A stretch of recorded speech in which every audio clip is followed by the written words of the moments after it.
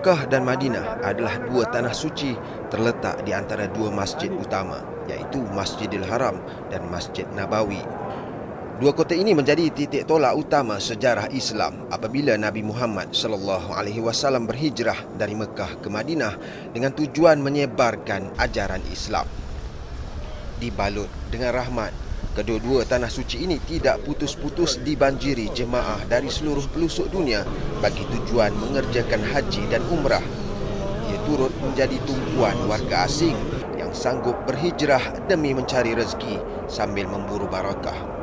Ada yang sudah bertahun-tahun mencari rezeki di tanah suci walaupun pendapatan yang diperolehi hanya sekadar bagi meneruskan hidup dan sedikit untuk dihantar pulang ke kampung.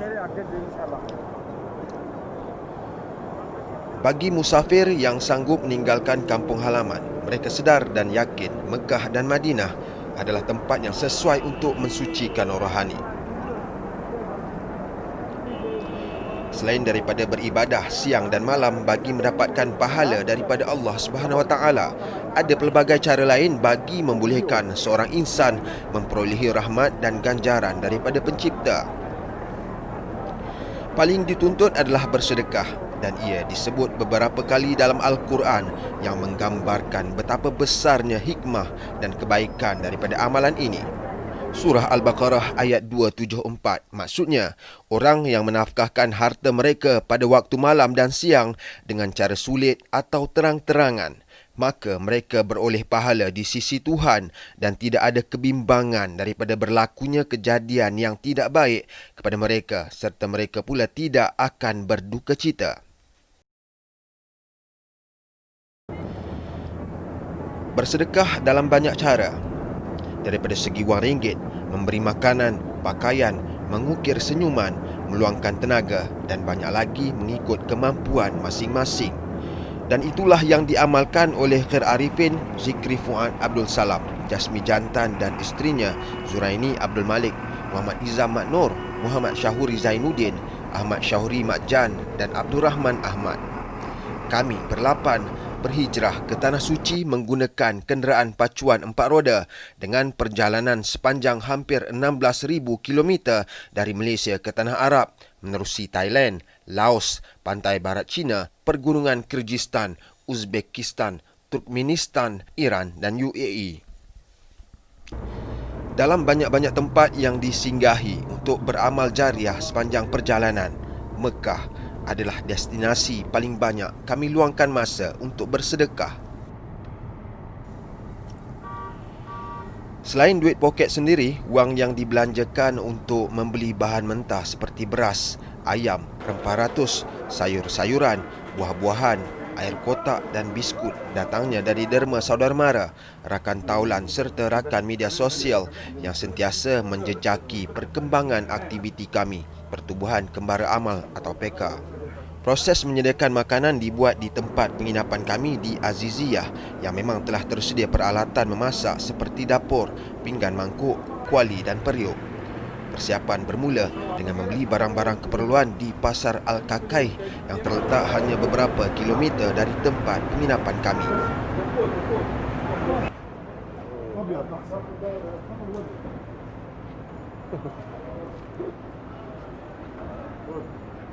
Kerja menyiang ayam dan menyediakan bahan-bahan lain dibuat mulai pukul 10 malam. Sambil menyiapkannya, kami bersembang, berlawak jenaka sesama sendiri dan ini membolehkan kami mengenal lebih rapat antara satu sama lain. Menu kami untuk sajian pertama kepada golongan musafir ialah nasi goreng beserta lauk ayam masak kunyit dan sayur campur beserta timun, dibungkus bersama buah apel sebagai pencuci mulut, selain kurma dan air jus kotak. Nasi dan lauk dimasak oleh Muhammad Syahuri yang kebetulan merupakan seorang tukang masak di Malaysia, dibantu oleh kaki tangan syarikat pengendalian haji di Tanah Suci. Kerja memasak nasi terpaksa dibuat beberapa kali kerana kekangan peralatan dan kerja memasak selesai pada pukul 3.30 pagi keesokannya. Kami yang lain pula ditugaskan untuk memotong sayur-sayuran, menyiapkan pencuci mulut, kurma dan air kotak ke dalam plastik sambil menunggu nasi berlauk itu disiapkan. silang kita.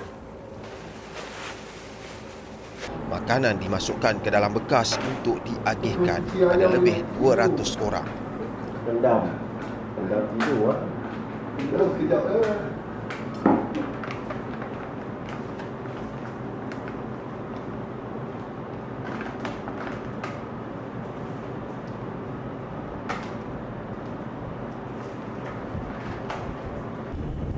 Bagi mengangkut barangan untuk disedekahkan, kami terpaksa menggunakan sebuah van kepunyaan syarikat yang mengendalikan penginapan kami di Tanah Suci. Kami memilih kawasan sekitar Al-Mesfalah berdekatan Masjidil Haram yang menjadi penempatan ramai jemaah dari benua Afrika. Makanan pula diagihkan sebelum pukul 7 pagi, waktu yang kami rasa amat sesuai kerana ramai jemaah dalam perjalanan pulang ke tempat penginapan selepas solat subuh. Pada permulaannya tidak ramai jemaah yang menghampiri van, tetapi setelah melihat kami memegang bekalan makanan untuk diagihkan, bilangan yang datang mulai ramai dan kawasan itu menjadi sesak.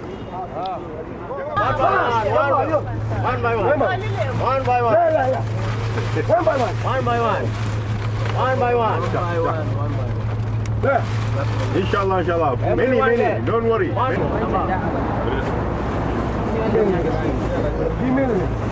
Where Abu Dah kena ada ni. Saya dia banyak. Shush. Hey.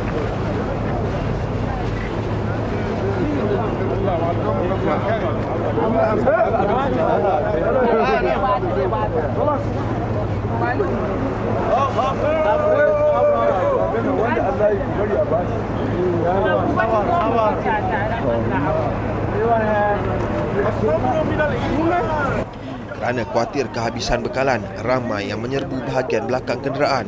Kami terpaksa menutup bonet van dan menghentikan pengagihan makanan buat seketika kerana khawatir sesuatu yang buruk berlaku.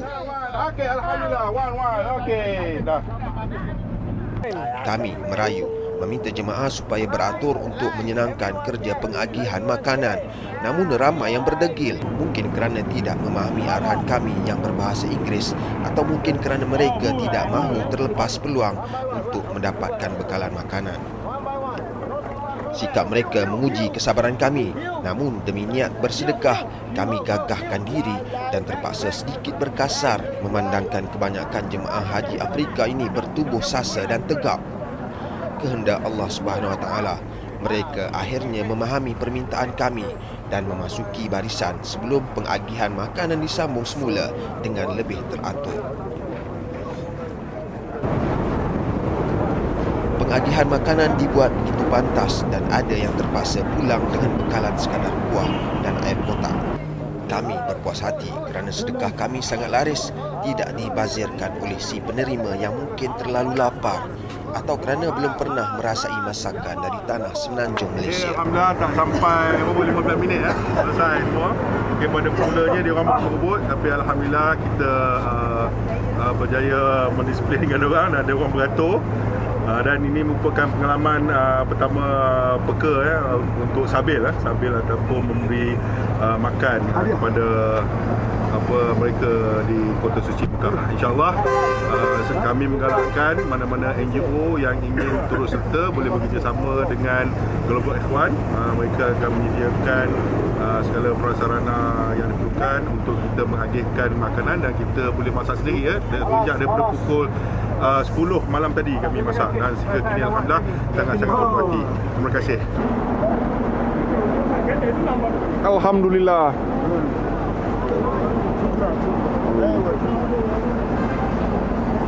Alhamdulillah, rasa gembira sebab ini kali pertama dapat melibatkan diri dalam Sabil di Tanah Suci Mekah ni. Memang mula-mula memang tak terfikir pun nak buat, tapi alhamdulillah dengan kerjasama semua orang, segala usaha ni dapat dilaksanakan bersama tuan semua kawan-kawan kami masak sama-sama. Cuma memang tempat ni adalah tempat yang paling top sekali lah. Sebab ramai sangat orang yang susah di sini. Mula-mula kita rasa macam tak sabar-sabar nak bagi.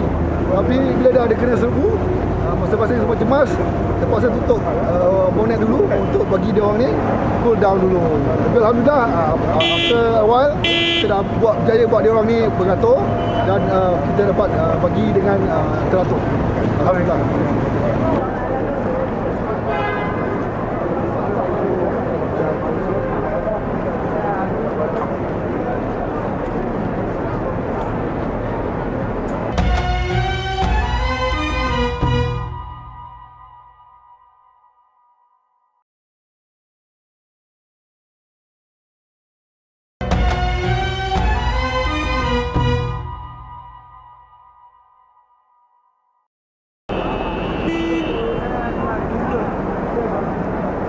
Usaha untuk bersedekah tidak terhenti di situ.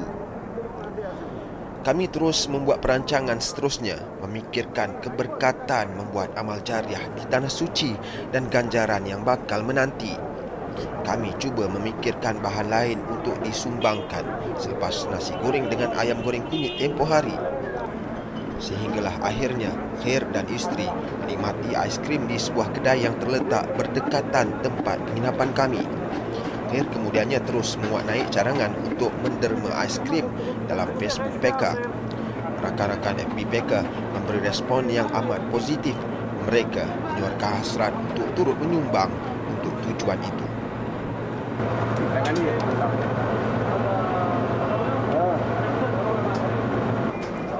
Khair sebenarnya seorang yang aktif di media sosial dan beliau sering mengemaskini perjalanan dan aktiviti kami dengan rakan-rakan Facebook PK. Dengan tambahan sumbangan yang diterima, kami dapat membeli 550 bekas aiskrim berharga RM3 setiap satu.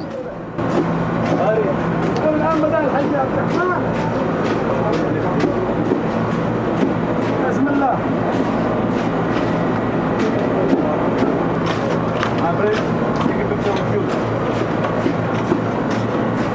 Okey. Tujuan ni.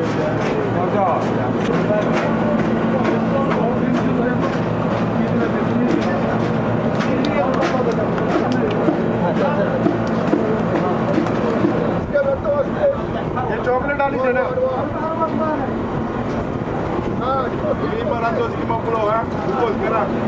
Okey. Yang kita nak ambil. That's big, RM5. Good, good. Malaysia good. Bagus, bagus.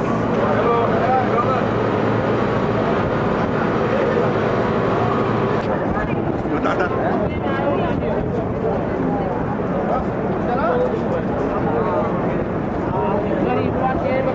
Selepas solat asar hari Jumaat, aiskrim berperisa mangga, vanila, coklat dan strawberry kami edarkan kepada sesiapa sahaja yang lalu lalang di hadapan hotel penginapan kami di Jalan Ibrahim Al-Khalil di Mekah. Sekali lagi kami terpaksa bersabar ketika mengagihkan bekas berisi aiskrim itu dengan memaksa penerima supaya beratur terlebih dahulu. Kali ini kami menggunakan penghadang besi untuk mengelak orang ramai daripada menyerbu tempat agihan aiskrim, dan yang ingkar dan memotong barisan tidak akan dilayan walaupun ada yang memberi pelbagai alasan. Lain bagi mereka yang tidak berupaya, berkerusi roda dan pekerja am, mereka diberi layanan istimewa.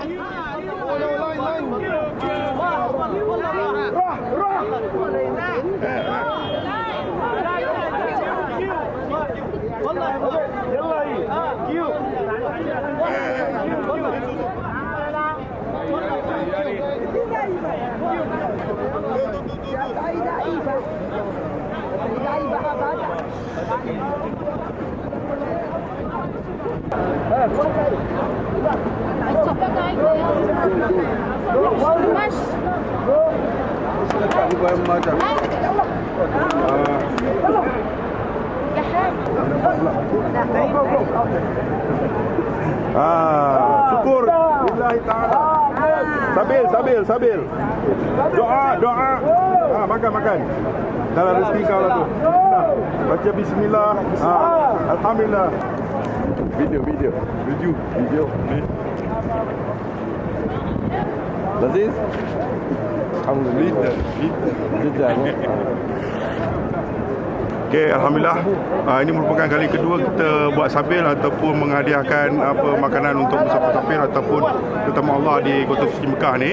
Kalau semalam kita gotong royong masak nasi goreng dan juga ayam goreng kunyit. Tapi alhamdulillah kali ini kita dapat satu ilham, Allah Taala bagi ilham sebab saya dengan wife semalam makan aiskrim sedap. So kita fikir why not kita sambil bagi aiskrim pula. So alhamdulillah pagi tadi juga saya upload dekat Facebook. So kepada kawan-kawan menyumbang, kawan-kawan Facebook saya menyumbang dan alhamdulillah kita dapat kumpul 550 cawan aiskrim yang mana untuk satu aiskrim bernilai RM3 dan alhamdulillah tengok meriah. Terima kasih kepada semua yang menyumbang.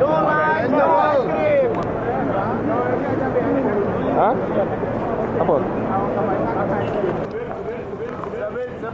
Selain daripada kami, ramai warga Malaysia yang berada di Tanah Suci tidak ketinggalan turut bersedekah. Banyak gerai makanan yang mengambil upah menyediakan juadah seperti kebab dan air kotak untuk jemaah yang berhajat bersedekah kepada sesiapa sahaja yang lalu lalang di kawasan itu.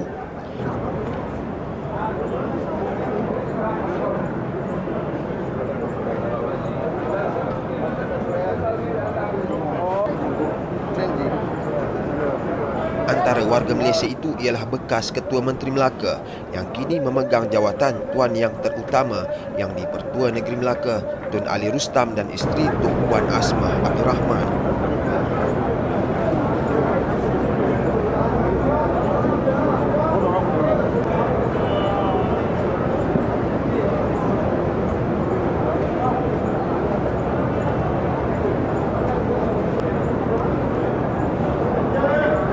Mahmud, sabil.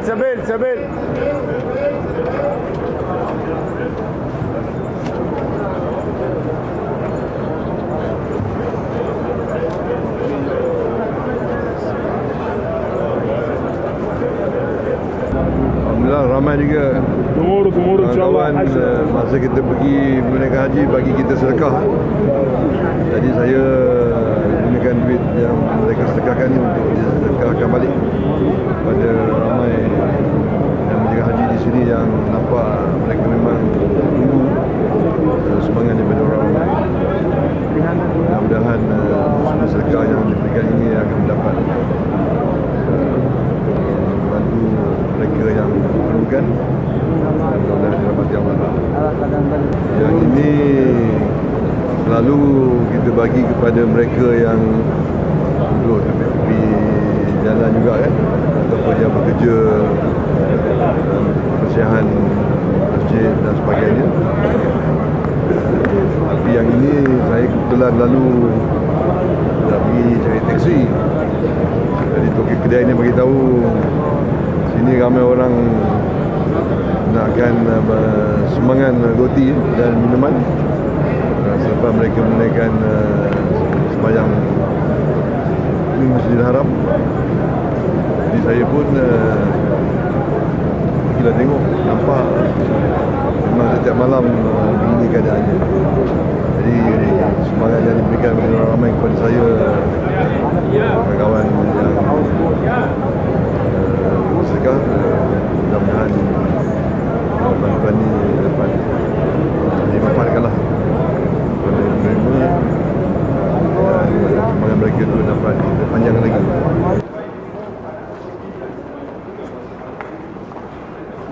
Semasa kami di Mekah, kami juga berkesempatan mengunjungi Tun Ali di tempat penginapan beliau yang betul-betul menghadap Masjidil Haram. Kami meluangkan masa yang agak lama bersama beliau yang teruja dengan kedatangan kami berlapan ke Tanah Suci menggunakan jalan darat. Terima kasih. Sekarang menjadi orang alim. Ini Cik Arifin, Haji Arifin, dia pengarah projek. Alhamdulillah. Jadi Melaka, KL. Ni orang Melaka. Ayo Melaka. Jasmi.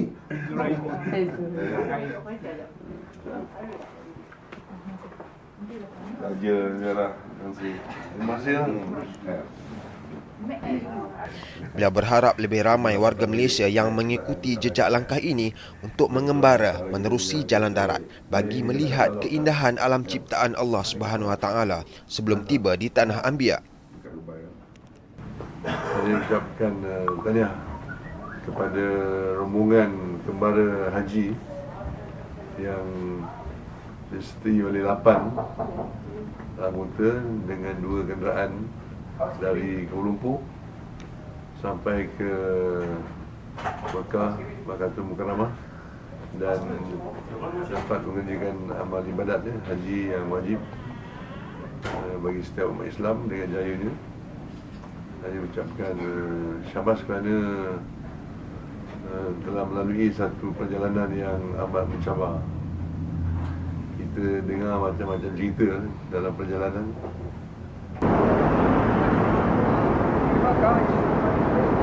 Dalam banyak-banyak amal kebaikan, akan ada manusia ketika di dunia sangat berat untuk bersedekah.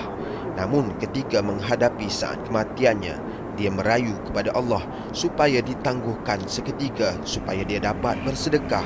Demikian betapa besarnya syafaat daripada amalan itu. Firman Allah dalam surah Al-Baqarah ayat 261 bermaksud pengumpamaan derma atau nafkah. Orang yang membelanjakan hartanya pada jalan Allah Subhanahu Wa Taala adalah seperti sebiji benih yang menumbuhkan 7 batang tangkai. Setiap itu pula mengandungi 100 biji.